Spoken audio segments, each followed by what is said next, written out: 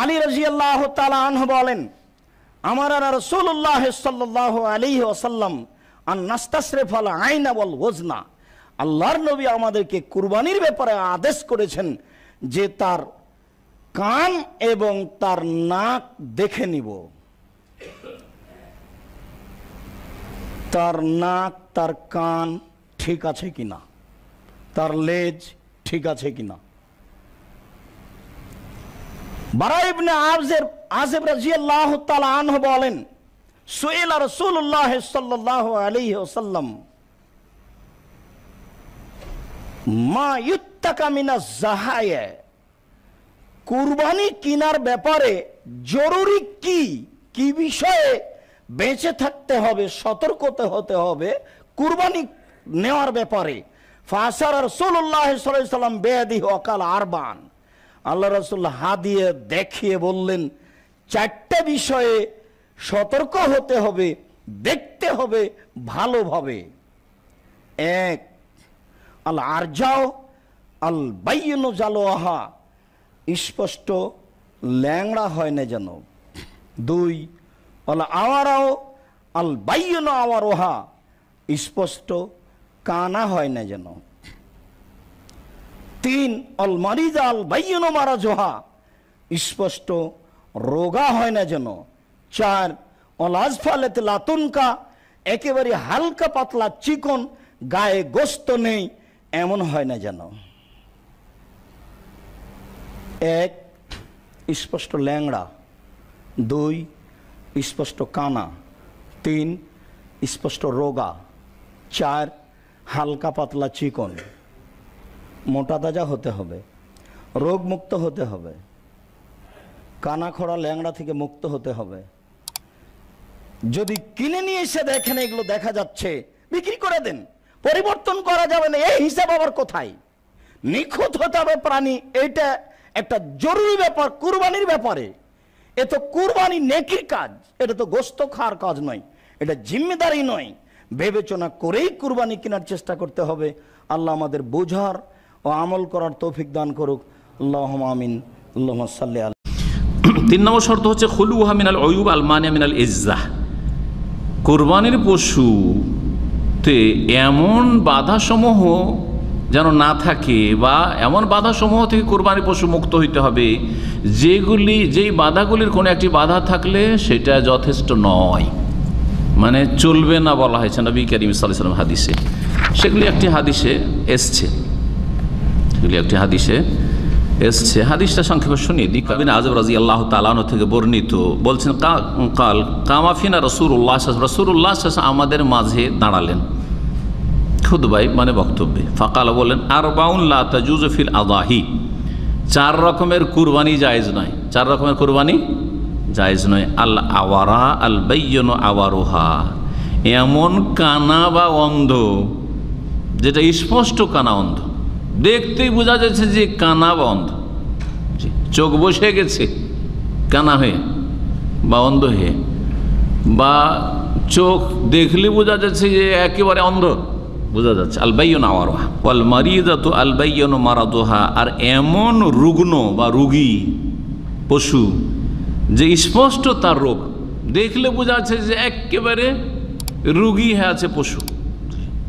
ওয়াল আরাজা আল বাইয়িনু দালউহা, আর এমন খোঁড়া যে স্পষ্ট খুঁড়িয়ে খুঁড়িয়ে হাঁটছে, স্পষ্ট একেবারে বোঝা যাচ্ছে যে খোঁড়া ন্যাংড়া পশু, স্পষ্ট বোঝা যাচ্ছে। তাহলে সামান্য যদি একটু খোঁড়ায়, বেশি বোঝা যাচ্ছে না, ভিড় ভাড়ে থাকলে বোঝা যাচ্ছে না, কিন্তু একটু ভালো করে চেক করলে বোঝা যাচ্ছে, তো ওলামারা বলেছেন যে উত্তমের খেলাফ, তবে জায়েজ আছে। কারণ নবী সাল্লাল্লাহু আলাইহি ওয়াসাল্লাম শুধু খোঁড়া বলেননি, বলছেন আল বাইয়িনু দালউহা, স্পষ্ট যদি খোঁড়া হয়। স্পষ্ট খোঁড়া কোনটাকে বলবেন? অন্য অন্য যে বকরি ছাগলগুলি রয়েছে বা পশু রয়েছে তার সাথে চলতে পারছে না, পিছিয়ে সবসময় থেকে যায়, এটা হচ্ছে স্পষ্ট খোঁড়া হওয়া।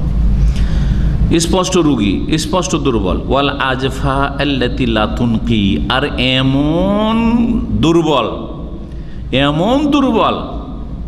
আগেটা ছিল রোগী, রোগ আছে, মারাত্মক কোনো রোগ আছে হয়তো, আর এটা রোগ হয়তো নাই, কিন্তু এত শুকিয়ে দুর্বল হয়ে আছে, আল্লাতি লা তুনকি, যাতে গোশতই নেই, একেবারে চামড়া হাড্ডিতে লেগে গেছে, শুকিয়ে আছে এইরকম। এই 4 রকম কোরবানি জায়েজ নয়। রাহ আহমদ, মুসনাদ আহমদ রয়েছে, আবু দাউদ রয়েছে, তিরমিজি, নাসাইতে রয়েছে। হাদিসটি হচ্ছে সহিহ। ত্রুটিযুক্ত পশু দিয়া কোরবানি দিলে কি কোরবানি হবে? ত্রুটিযুক্ত পশু, একটা পশুর ভিতরে কোনো দোষ আছে, ত্রুটি আছে, সমস্যা আছে, রোগবালাই আছে, ওইটা এমনি জবাই করে খাইতে পারবেন, কিন্তু কোরবানি দিলে কোরবানি হবে কি না? এর উত্তর হলো কিছু কিছু ত্রুটি আছে, যেই ত্রুটিগুলো থাকলে পশু কোরবানি করলে ওই কোরবানি যথেষ্ট হবে না। আর কিছু কিছু ত্রুটি আছে যেগুলো থাকলেও কি দেওয়া যাবে, ওই ত্রুটি সহকারে কোরবানি দিলে কোরবানি হয়ে যাবে। কোন ত্রুটিতে আপনার কোরবানি দিলে কোরবানি হবে না? একটা হলো ল্যাংড়া হওয়া, এমন ল্যাংড়া যে ল্যাংড়ার কারণে সে পশুর পালের সাথে চললে পিছায় যায়, তাদের সাথে তাল মিলায় ধরে রাখতে পারে না, অথবা জবাই করার জায়গা পর্যন্ত হেঁটে যাওয়ার ক্ষমতা নেই, তাকে ঠেলা নিয়ে যেতে হয়, ছেঁচড়ায় নিয়ে যেতে হয়, শক্তি নেই পায়ে, 1 পা হোক 2 পা হোক, এরকম ল্যাংড়া খোঁড়া যদি হয় তাহলে ওইটা দিয়ে কোরবানি দিলে কি হবে না? যথেষ্ট হবে না, হাদিসে সুস্পষ্টভাবে নিষেধ করা আছে। আরেকটা হলো যে এই পরিমাণ রুগ্ন, অসুস্থ, রোগা, যে রোগার কারণে সে চলাফেরা করতে পারে না, বা ওই যে হাঁটার শক্তি নেই, প্রচন্ড রোগা, দুর্বল, সেটা দিয়ে কোরবানি দিলেও কি হবে না? কোরবানি হবে না। আরেকটা হলো যে অন্ধ, এমন অন্ধ হয়, চোখ কানা অথবা চোখ অন্ধ, অথবা চোখে এমন সমস্যা আছে যে সমস্যার কারণে সে দেখে না, স্বাভাবিকভাবে ঘাস টাস রাখলেও সে বুঝে না কোনটা কি, অথবা ওই জায়গা পর্যন্ত দেখে একা একা যেতে পারে না, উষ্ঠা খায়, তার মানে চোখে বড় সমস্যা আছে, এরকম থাকলে এটা দিয়ে কি হবে না? কোরবানি হবে না। একটা শিং অথবা 2টা শিং গোড়া থেকে উঠে গেছে, একেবারে গোড়া সহ উঠে গেছে, এরকম যদি হয় ওইটা দিয়ে কোরবানি দিলেও কোরবানি হবে না। তবে যদি সামান্য হয়, সামান্য কান কাটা, সামান্য শিং ভাঙা, সামান্য একটু পায়ে সমস্যা, সামান্য একটু অসুখ বিসুখ আছে, এরকম যদি হয় সেগুলো দিয়ে কোরবানি দিলে কি হবে? কোরবানি হয়ে যাবে। সাল্লাল্লাহু আলাইহি ওয়াসাল্লাম বলেছেন, আল আরজাউ আল বাইয়িনু আরাজুহা লা ইয়াজুজু ফিল আদাহি আরবাউন, লা ইয়াজুজু আরবাউন ফিল আদাহি। 4 ধরনের পশু দিয়ে কোরবানি করা যাবে না। এর মধ্যে একটা হচ্ছে আল আরজাউ আল বাইয়িনু আরাজুহা, যেই পশুর পা ভাঙা বা পায়ের সমস্যা স্পষ্ট, সেই পশু দিয়ে কোরবানি করা যাবে না। আল আওরাউ আল বাইয়িনু আওয়ারুহা, অথবা যেই পশুর চোখের সমস্যা, চোখের অন্ধত্ব স্পষ্ট, সেটা দিয়ে কোরবানি করা যাবে না। আল মারিদাতু আল মাইয়িনু মারাদুহা, যেই পশু অসুস্থ এবং তার অসুস্থতার স্পষ্ট, সেই পশু দিয়ে কোরবানি করা যাবে না।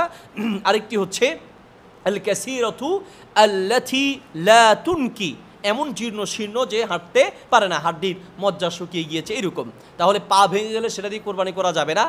যদি আপনার ইচ্ছায় নয়, আপনার অনিচ্ছায় আপনি পশুটাকে নিয়ে আসতেছেন, কোনো কারণে সেটার পা ভেঙে গিয়েছে, কোনো কারণে অ্যাক্সিডেন্ট করেছে ইত্যাদি, যদি আপনার অবহেলায় নয়, আপনি সযত্নে রাখার পরেও যদি সেটার পা ভেঙে যায়, তাহলে সেই পশু দিয়ে কোরবানি করা যাবে।